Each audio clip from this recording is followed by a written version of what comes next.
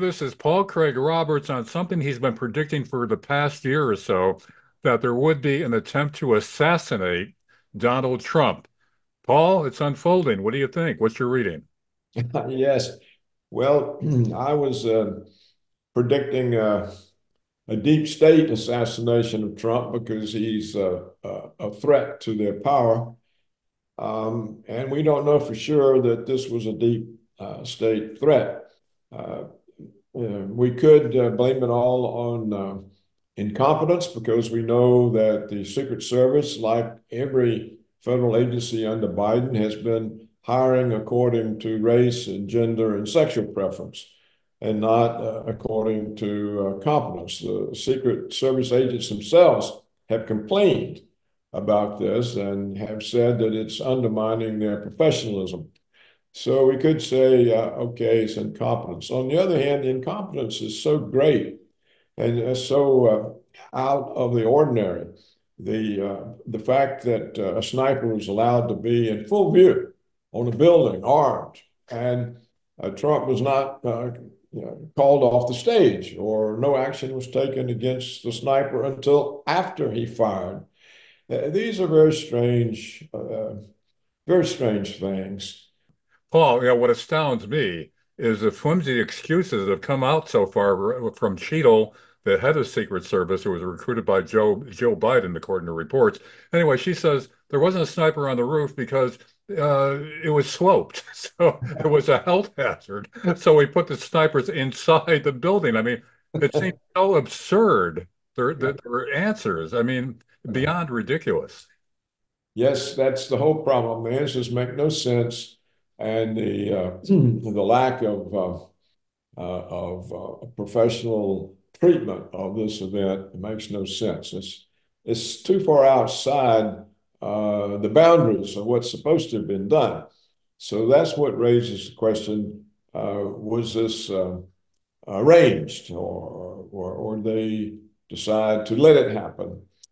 And now you can say, well, the young kid was not some FBI or CIA or Secret Service operative and so on. But we do know that intelligence agencies have the ability, displayed on many occasions, of being able to manipulate people who are disturbed.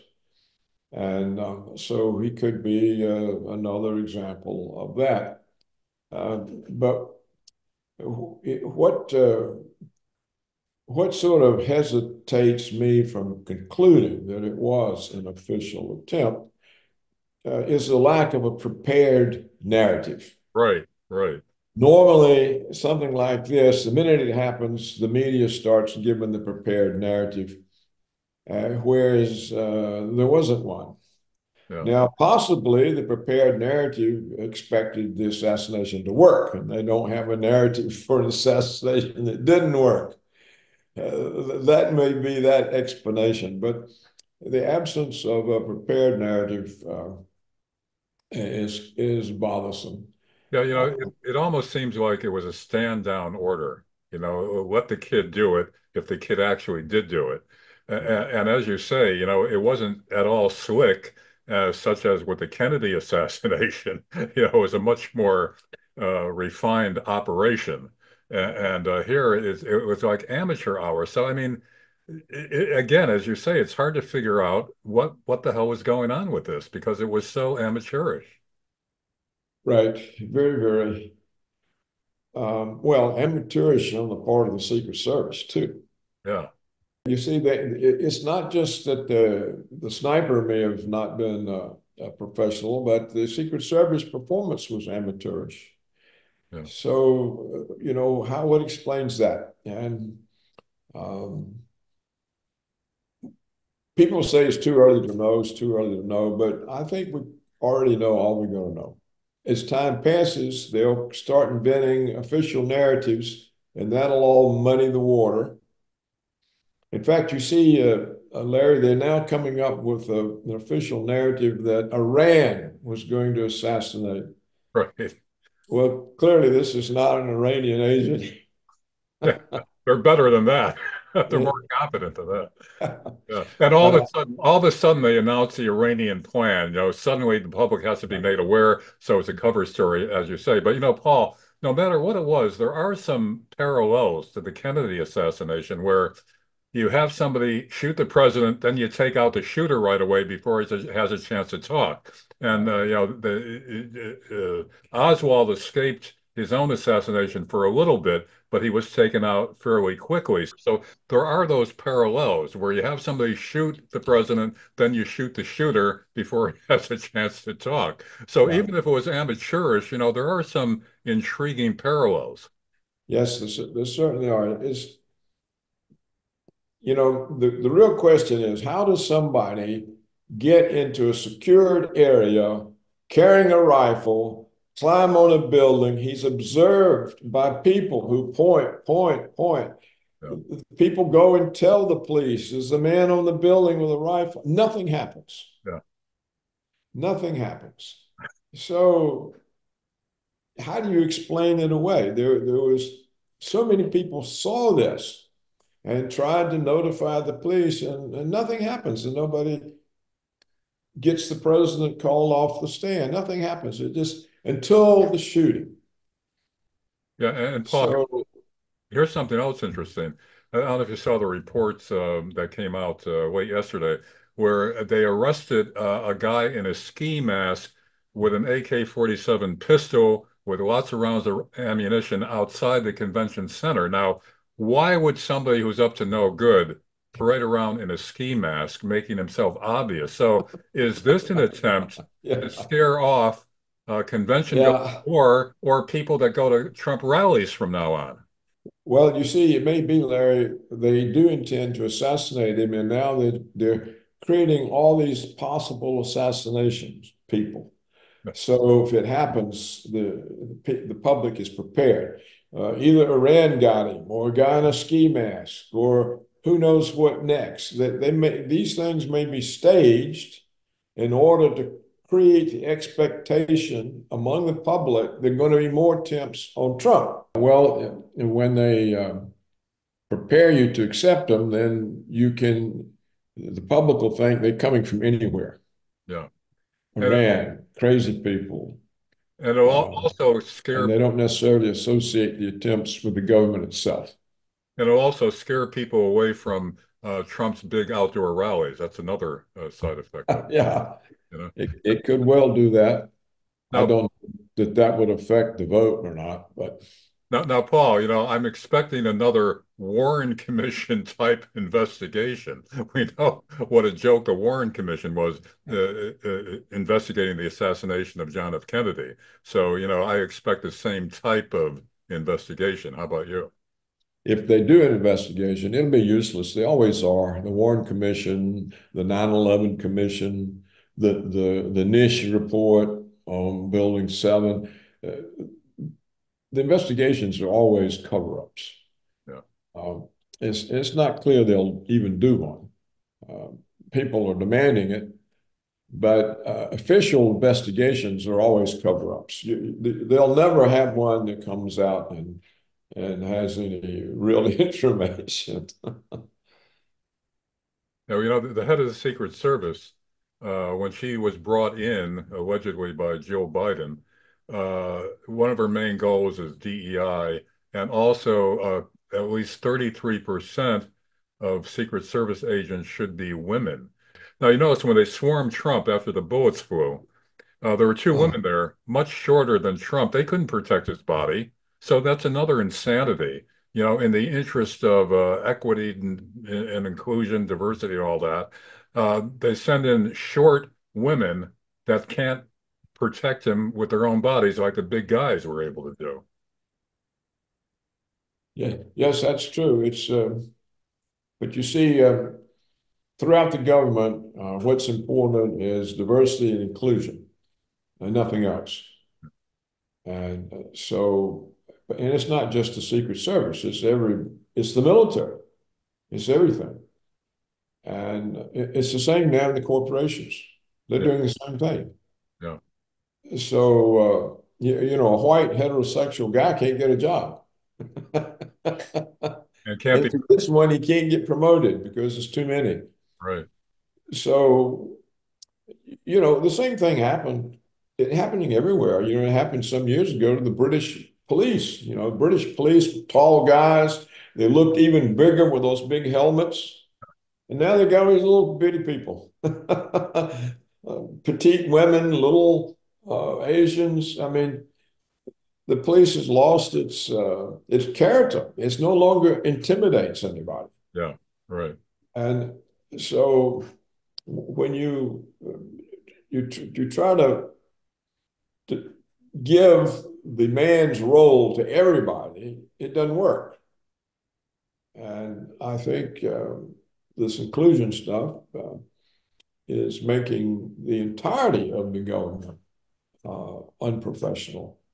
And because they know they didn't get the job for any other reason except inclusion. And everybody knows that. So it's a terrible development, and it's one that the Democrats are so wedded to. There doesn't seem to be anything we can do about it. Well, Paul, I've asked you this before. If Trump does get in, can he really reverse much of what they've already put in place? Can he I really? think not. He'll have a hard time finding people to help him. And he's now said he wants to unify the country. Well, how are you going to unify the red and the blue when the blue is so hostile to the red? No. So how does Trump unify? He's the blue states, Democrats are so hostile to the red. How do you unify them? Is he going to give away part of his agenda in order to get unity? But he won't give him unity. Trump's duty is to uh, not unify, but to get rid of the grasp that evil has. So you think that his second presidency will probably be largely ineffective? I'm afraid. I'm afraid that that'll be the outcome. In fact, I think his presidency could be constantly threatened by attempted assassinations. Yeah. Yeah, that's Um, another thing. They're not through yet. If he gets in 4 years, they have 4 years to knock him off. So yeah, me, and there'll be a constant barrage of accusations, slander, and libel, and they'll produce more and more bimbos claiming this, that, and the other. It'll be endless. well, even the election itself now, supposedly the Republicans are taking measures to prevent the same kind of ballot peculiarities that made them lose the last election. But I don't know whether that'll be effective or not. The mail-in ballots and all that. Yeah, well, you see, the swing states have legitimized and institutionalized the techniques they used to steal the election. For example, the state Supreme Court, was it Wisconsin? Uh, they ruled that, oh, they overturned the ban on the drop boxes on street corners where you could put big dumps of illegitimate votes and they would feed into the count system. Right. So when the state Supreme Court overturns the measures to try to ensure a fair election, they're going to steal it. Why else overturn the measures? So the efforts of the Republicans in the swing states to stop theft have all been overturned. Yeah. And indeed, the cities where the swing state turns on, they have legitimized the theft methods. Some of these states have made it a criminal offense to challenge the election results. Yeah. Yeah. Incredible. Oh, but the question, say they can't steal the election with Biden because the polls show he's so far behind, and the polls show even the Democrats don't want him. And so to steal an election, it has to be close enough for the theft to look possible. Yeah. Uh, so even though they're set up to steal it, they can't use it with Biden. They've got to have somebody that's closer to Trump in the polls, or the theft doesn't can't be made convincing And or convincing enough who do you think for the media to say there's no theft, no theft, no theft. They have to have another candidate, and they haven't got much time uh, to get one. And it's not clear they've got one. I mean, who can they run other than Hillary? you still think it'll be Hillary rather than Michelle Obama? I do. Yeah. I mean, But she's not that popular, is she? I don't think anybody, I think people are fed up with Obama. But They but don't give, all that would mean is Obama gets a third term. yeah. Yeah, actually, he's in his third, They don't want to give Obama a third term. a fourth term because he had a third term with Biden behind the scenes. I don't know what's going to happen. I really don't know. But Um, how could they sell Hillary? She isn't that popular, is she? among women and feminists, Yeah. but she has a claim. She was she almost won. She claims. So they claim she won, and Russia and Trump stole the election from her. So she's strong. She was a Secretary of State. She was a senator from New York. She was in the White House as the first lady. And if Hillary gets in, what happens?